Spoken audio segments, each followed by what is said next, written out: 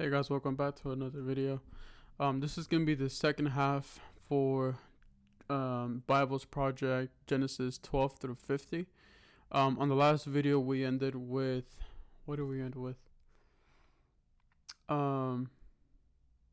The spiral of human beings being totally crazy, God destroying the world with a flood. But yeah, this will be the second half. Let's just get right into it, see what they have to say.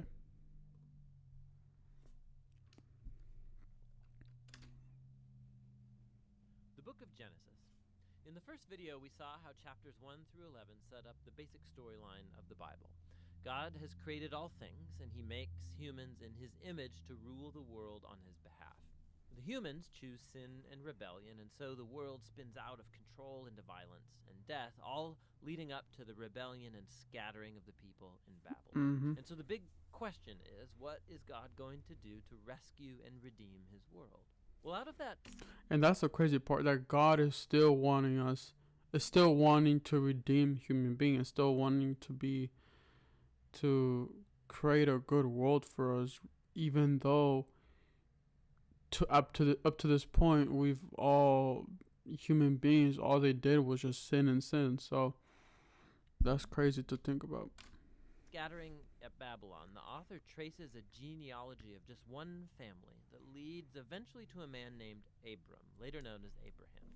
And God's promise to Abraham at the beginning of chapter 12 opens up a whole new movement in the story. God calls Abraham to leave his home and go to the land of Canaan, which God says will become his one day. And in that land, God promises to make Abraham into a great nation, to make his name great, and to bless him. Now, these promises are connected back to earlier parts of the book. So Babylon had arrogantly tried to make a great name for itself, and that didn't go over very well. But God, in his generosity, is going to bestow a great name on this no-name guy, Abraham.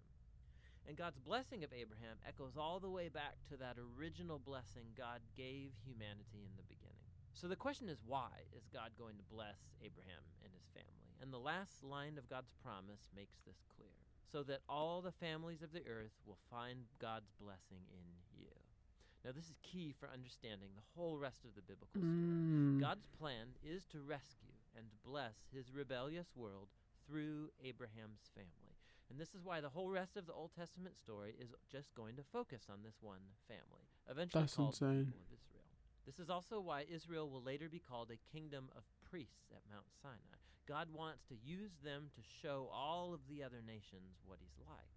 And ultimately, this is the promise that gets picked up by the later biblical prophets and poets who say that its fulfillment will come through Israel's messianic king, whose reign will bring justice and peace to all of them.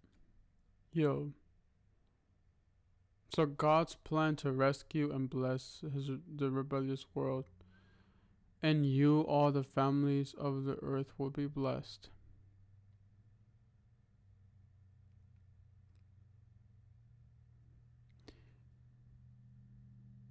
That's crazy. Because the only reason that me and you, the Gentiles, are even able to be saved, by God, the only way we could be saved is through Jesus. Jesus was a descendant of this family. So, and yeah, that's true. If it wasn't for this family, we wouldn't have the opportunity to be saved. Only the Israelites would have. So that's crazy that all this, it was since the beginning. This is barely Genesis, bro. There's how many books? 66 books. That's crazy. Now, at this point of the story, none of that's clear. You just have to keep reading and watch the promise develop.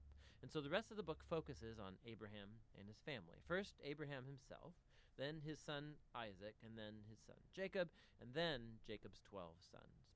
And the stories about each generation, they're united by two main themes. So first, each generation of Abraham's family is marked by repeated failure. They just keep making really bad decisions that mess up their lives and that put God's promise in jeopardy. However, God remains faithful to them. He keeps rescuing them from themselves and reaffirming his commitment to bless them and bless the nations through them despite their failings.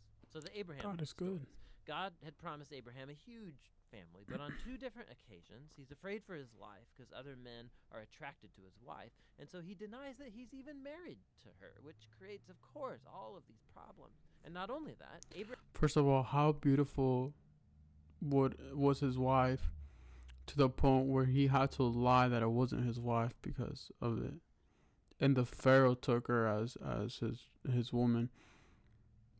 I really want to know how she looked. Like, she must have been hella beautiful. Sorry, she must have been heavenly beautiful. Abraham and his wife Sarah, they can't have children, and so Sarah arranges for Abraham to sleep with one of their servant girls, which also creates all of these problems. He's like, oh yeah, let me But do that. each time, God bails Abraham out. And in chapters 15 and 17, God even formalizes his promise to Abraham with an official commitment called a covenant. This is a classic scene. God invites Abraham to look up at the night stars and to count them. And he says, that's how numerous your family's going to be. And despite all of the odds, having no kids and no way to have any at the moment, Abraham looks up in the sky and simply trusts God's promise.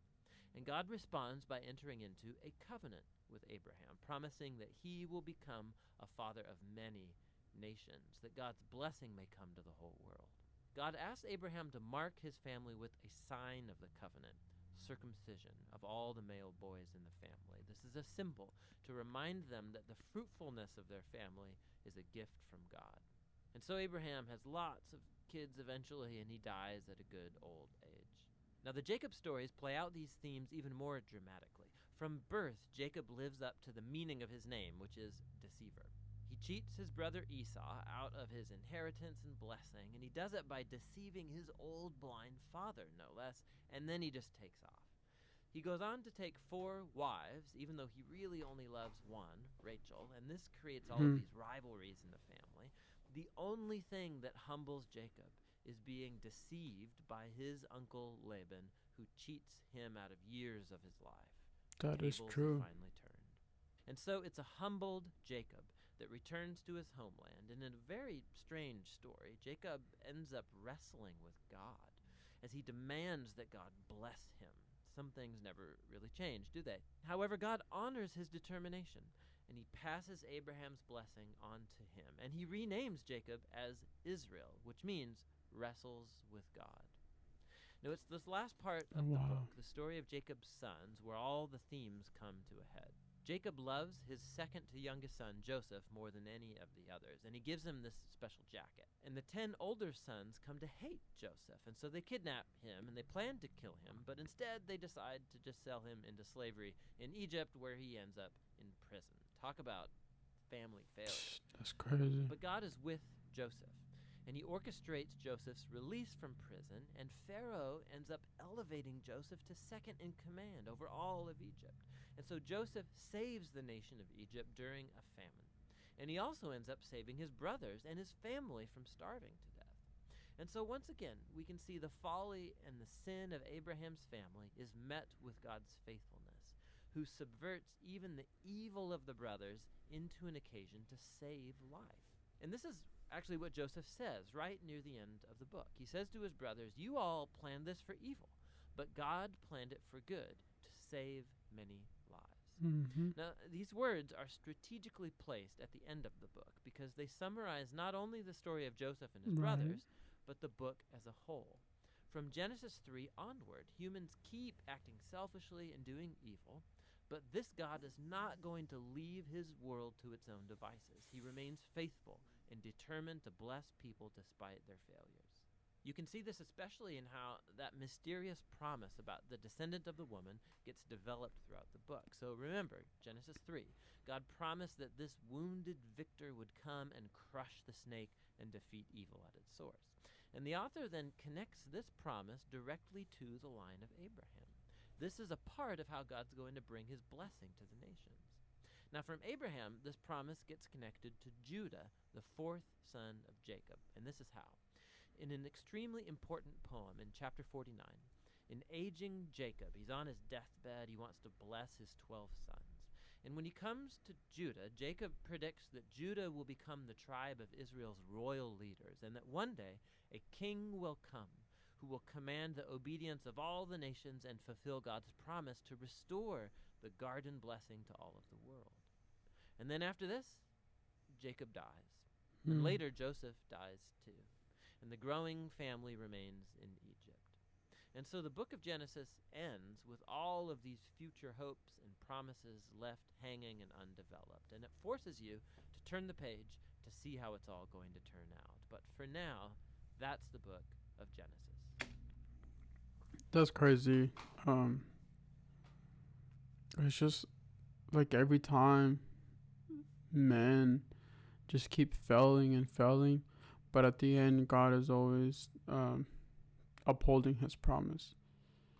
And despite our failures and everything, God is always wanting to do or what's best for us. But we're just sinful by nature, and we keep failing.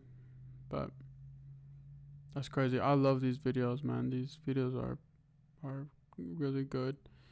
It kind of encapsulates the whole book in itself, and it gives you the purpose of the book instead of just reading the stories and the flood. When we think about Noah and the ark, Cain and Abel, the Tower of Babylon, we just think of them as like little stories in the Bible, but like as a whole, we never see it everything through a big picture. So this videos are pretty good. I'm gonna be reacting to Exodus. I'm not sure today, but I'm gonna keep watching these type of videos and uploading for this channel. If you guys like them, just like the video and subscribe, and I'll see you guys on the next video. God bless.